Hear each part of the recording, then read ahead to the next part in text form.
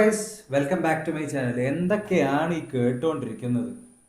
സത്യം പറഞ്ഞു കഴിഞ്ഞാൽ ഈ ഒരു MRC ഗ്യാങ്ങിന്റെ ഈ ഒരു ഡൗൺഫാൾ അത് ഇത്രയും പെട്ടെന്ന് ഞാൻ വിചാരിച്ചിട്ടുണ്ടായിരുന്നില്ല. തൊപ്പി ലൈവൊക്കെ നിർത്തി ഇപ്പം എനിക്ക് തോന്നുന്നു 3-4 മാസങ്ങളൊക്കെ അതിനു മുന്നേ തന്നെ അത് കാണാനുള്ള ഇൻട്രസ്റ്റ് ഒക്കെ എനിക്ക് സത്യം പറഞ്ഞു കഴിഞ്ഞാൽ പോയി. എനിക്കിത് പറയാനുള്ള എന്ത് റൈറ്റ് ആണെന്ന് ചോദിച്ചു കഴിഞ്ഞാൽ ഞാൻ ഈ പുള്ളി തൊപ്പി എന്ന് പറയുന്ന ഒരൊറ്റ ഒരു സ്ട്രീമറിന്റെ ലൈവ് മര്യാദയ്ക്ക് കുറെ കാലം കണ്ടിട്ടുള്ളൂ. അതും പുള്ളി വീട്ടിലിരുന്ന് ചെയ്യുന്ന സമയത്ത്. എനിക്ക് തോന്നുന്നു ഞാൻ ഏറ്റവും ആദ്യം കണ്ട ലൈവ് എന്നൊക്കെ പറഞ്ഞു കഴിഞ്ഞാൽ കണ്ണൂർ ടൗണിലോട്ടേക്ക് IR-ലൊക്കെ ആയിട്ട് നടന്നു പോയിട്ടില്ല. ആ സമയം തൊട്ട് കണ്ടിട്ടുള്ള ഒരാളാണ്, നോട്ടീസ് ചെയ്തതാണ്. പക്ഷെ ഈ കുറെ കാലമായിട്ട് ഈ നിഹാദ് എന്ന് പറഞ്ഞൊരു ഒറിജിനൽ ക്യാരക്ടർ വന്നതിന് ശേഷം പുള്ളിയുടെ ഒരു ഇതൊക്കെ പോയി എന്ന് എനിക്ക് പേഴ്സണലി തോന്നിയിട്ടുണ്ട്. പിന്നെ എനിക്കൊരു ഇഷ്ടം ഉണ്ടായിരുന്നതൊക്കെ ഭയങ്കരമായിട്ട് കുറഞ്ഞു. ഈ ഗ്യാങ് മെമ്പേഴ്സ് ഇത്രത്തോളം ആൾക്കാർ, ഈ 10 ആൾക്കാരൊക്കെ വന്നതിന് ശേഷം എനിക്ക് പേഴ്സണലി തോന്നിയത് ഫസ്റ്റ് തന്നെ ഇതൊരു റോങ് മൂവാണ്. പുള്ളിയുടെ ഇമ്പോർട്ടൻസ് അവിടെ കുറഞ്ഞു പോവാണ്. അത്രയും ഈക്വൽ ഇമ്പോർട്ടൻസ് ഇതിലുള്ള ഈ പ്ലെയേഴ്സ് ആയിട്ടുള്ള ആൾക്കാർ അതിൽ ഡെലിവർ ചെയ്യുന്നുണ്ടായിരുന്നു. അതുകൊണ്ട് മാത്രമാണ് ഇത് മുന്നിലോട്ടേക്ക് പോകുന്ന ഒരു സിറ്റുവേഷൻ വരെ എനിക്ക് തോന്നിയിട്ടുണ്ട്. ഇപ്പൊ പോയിക്കൊണ്ടിരിക്കുന്ന ഒരു സിറ്റുവേഷൻ എന്ന് പറഞ്ഞാൽ അത് കാരണമാണ്. ഈ MRC ഷമീറും അമ്മുവും ജാസിയും ഒക്കെ വന്നിട്ട് ഇപ്പൊ ഇത് പറയുമ്പോ ആദ്യമൊക്കെ എന്ന് പറഞ്ഞാൽ ഇത് സ്ക്രിപ്റ്റ് ആണോ എന്ന് നമ്മൾ ചിന്തിച്ചു പോകും. കാരണം ഇതെന്താണ് ഈ പറയുന്നത്? ഈ ലോകത്ത് നടക്കുന്ന കാര്യമാണ്, ഈ നാട്ടിൽ നടക്കുമോ?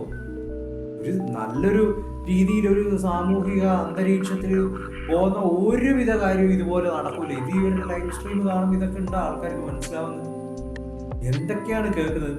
ഫുഡിന്റെ വേർതിരിവ്, പിന്നെ തൊപ്പി ഇവർക്ക് കൊടുക്കുന്ന പണി, അടിവസ്ത്രം, അലക്കോ, ഇങ്ങനെയൊക്കെയാണ് ഇതിൽ വന്നിരുന്ന് പറയുന്ന മമ്മുവും ജാസിയും ഇവരൊക്കെ അവർക്ക് കൊടുത്തിരിക്കുന്ന വില എന്തും ആയിക്കോട്ടെ, ഇതൊക്കെ ഇവര് സഹിക്കാൻ റെഡി എന്നൊക്കെയാണ് പറഞ്ഞിട്ടുള്ളത്.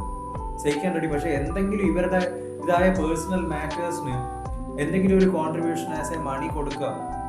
ഇവരും ആരും അത്രയും സിൽവർ സ്പൂണ് തൊണ്ടയിൽ കുരുങ്ങി ജീവിച്ചു വന്ന ആൾക്കാരൊന്നും അല്ല. എല്ലാവരും സ്ട്രഗിളിങ്ങിലുള്ള ആൾക്കാരാണ്. തൊപ്പി വളരെ സ്ട്രഗിളിങ്ങിലാണ് ഈ ഒരു ഇതിലോട്ടേക്ക് എത്തിയത്. അതുപോലെ മമ്മുവിന്റെ ഫാമിലി ബാക്ക്ഗ്രൗണ്ട്, ജാസി, ഇവരൊക്കെ നമുക്ക് അറിയാം. അപ്പൊ അതെന്ന് പറഞ്ഞു കഴിഞ്ഞാൽ അവർക്കെല്ലാം പൈസയുടെ ആവശ്യം ഉണ്ടാവും.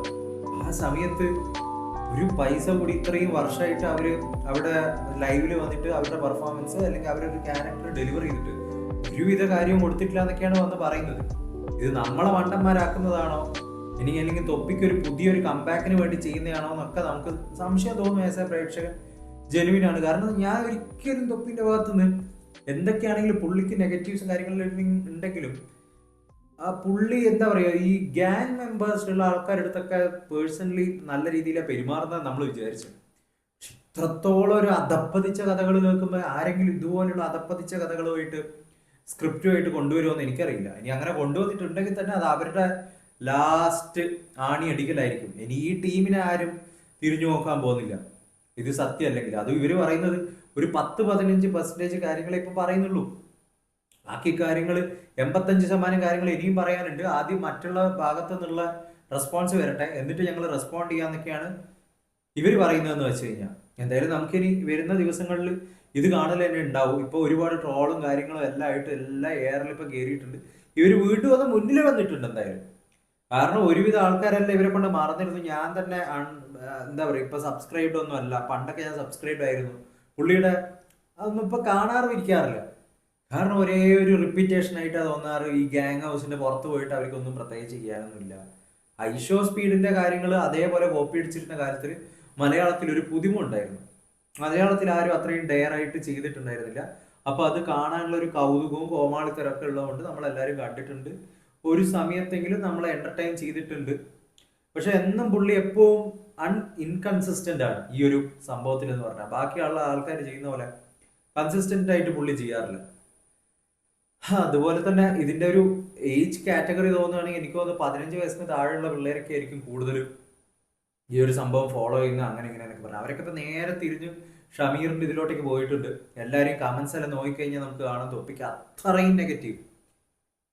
പുറത്തുള്ള സമൂഹത്തിൽ തൊപ്പിക്ക് നെഗറ്റീവ് ഉണ്ടായിരുന്നെങ്കിലും പ്രേക്ഷകരുടെ ഇടയിൽ ഇത്രത്തോളം, അല്ലെങ്കിൽ ലൈവ് കാണുന്ന ആൾക്കാരുടെ ഇടയിൽ ഇത്രത്തോളം നെഗറ്റീവ് ഒരിക്കലും ഉണ്ടായിട്ടില്ല. ഇത് ആദ്യമായിട്ടാണ് അങ്ങനത്തെ ഒരു സിറ്റുവേഷനിലോട്ടേക്ക് വന്നെത്തുന്നതെന്ന് പറയേണ്ടി വരും. ആ രീതിയിലുള്ള നെഗറ്റിവിറ്റിയാണ് ഇപ്പം ഫേസ് ചെയ്തുകൊണ്ടിരിക്കുന്നതെന്ന് പറഞ്ഞു കഴിഞ്ഞാൽ. അപ്പൊ എന്തൊക്കെയായാലും എനിക്കൊരു ഫസ്റ്റ് ഹാൻഡ് ഒരു അപ്രോച്ചായിട്ട് ഒരു കേട്ട് കഴിഞ്ഞിട്ട് എനിക്ക് തോന്നുന്നതെന്ന് വെച്ചാൽ എനിക്കങ്ങ് ഫുള്ളായിട്ട് രജിസ്റ്റർ ചെയ്യാൻ പറ്റില്ല. പക്ഷെ ഇത്രയും ആൾക്കാർ വന്ന് പറയുന്നത്, അതിൻ്റെ ഇടയിൽ വേറെ പലരും ഇപ്പോൾ സീക്രട്ട് ഏജന്റ് ഒക്കെ പണ്ട് തൊട്ടേ തൊപ്പീനെ അറിയുന്നതാണ്. പുള്ളി വരെ വന്നിട്ട് പറയുന്നത് ഇപ്പോൾ തൊപ്പിയുടെ സ്വഭാവം മാറിയിട്ടുണ്ട്, ഒരു ഈഗോ ഉണ്ട്, അങ്ങനെ ഇങ്ങനെയെന്നൊക്കെ പറഞ്ഞിട്ട്. എനിക്കിതെല്ലാം കേട്ടിട്ട് എന്തായാലും ഫർദർ ആയിട്ട് തൊപ്പിയുടെ ഭാഗത്തു നിന്ന് ഒരു എക്സ്പ്ലനേഷൻ കൂടി കേട്ട് മനസ്സിലാക്കാനാണ് തോന്നുന്നത്. ഇനി ഇതെല്ലാം ഇവരുടെ ഡ്രാമയാണോ എന്നുള്ള കാര്യവും നമുക്കറിയില്ല. നമ്മളെ ചിലപ്പോൾ മണ്ടനാക്കാനും വ്യൂസിനൊക്കെ വേണ്ടിയിട്ടൊക്കെ ആയിരിക്കും. പക്ഷെ എന്തായാലും അങ്ങനെയൊന്നും അല്ല എന്നാണ് ഇവർ പറയുന്നത്. അപ്പൊ നമുക്ക് ഇപ്പം വിശ്വസിക്കാൻ പ്രസന്റ്ലി തോന്നുന്നത് ഇത്രത്തോളം ഇവർ വീണ്ടും വീണ്ടും എന്ന് പറയുമ്പോൾ ഷമീറിന്റെയും ജാസിന്റെയും മമ്മൂന്റെ എല്ലാം ഭാഗത്ത് തന്നെയാണ്. കാരണം മമ്മൂന്റെ എല്ലാം വീടിന്റെ അവസ്ഥ വരെ അവർ പറയണ്ടായിരുന്നു, വീഡിയോ എടുത്ത് കാണിക്കും, അങ്ങനെയാണ് ഇങ്ങനെയാണ്.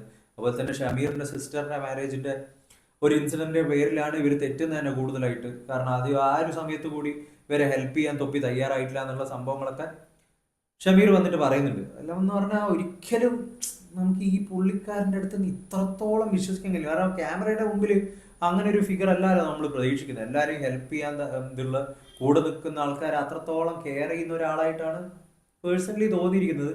അത് തെറ്റിദ്ധാരണയാണോ ആണെന്നാണ് ഇപ്പൊ ഷമീർ ഇവരൊക്കെ വന്നിട്ട് പറയുന്നത്. എന്തായാലും ഫർദർ എന്തായിരിക്കും പോകുന്നതെന്നൊക്കെ നമുക്ക് നോക്കിയിരുന്ന് കാണാം. നിങ്ങൾക്ക് എന്താണ് ഈ ഒരു കാര്യത്തിനെ കുറിച്ചുള്ള അഭിപ്രായം? നിങ്ങൾ ആരുടെ ഭാഗത്താണ്? MRC ഷമീറിന്റെ ആണോ അല്ലെങ്കിൽ തൊപ്പിയുടെ ഭാഗത്താണോ എന്നുള്ള കാര്യം കമന്റ്സ് ചെയ്യൂ. We'll come with another video next time. Until then, take care.